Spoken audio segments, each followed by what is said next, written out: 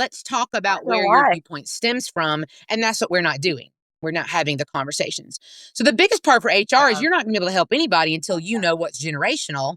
And if you've spent a lot of time buying into the stereotypes of every generation and saying all these millennials are so lazy and they're apathetic and they're that, or all these boomers are such micromanagers and they won't share information. There's a reason why every single person, this is a huge part of what I do, is I say, look, every generation's made. No generation makes themselves.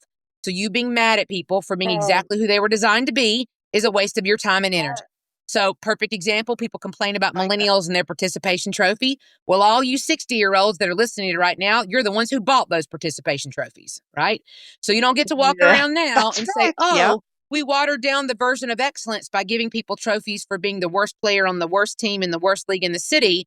And then now we're going to completely change the word excellence and expect people to magically know what our version of excellence is. No, you did that, right? So you're going to have to So articulate good. what excellence is, what you're going to have to say it more clearly because we changed what it meant.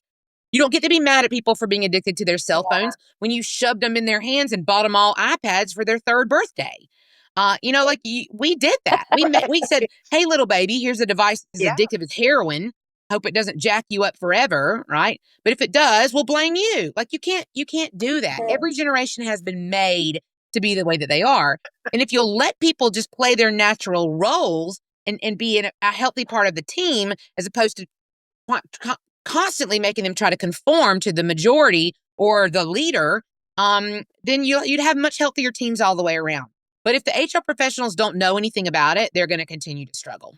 That's a really good It's so point. So Yeah. educate, Yeah. right? Is that education, learn about the different generations and the different styles.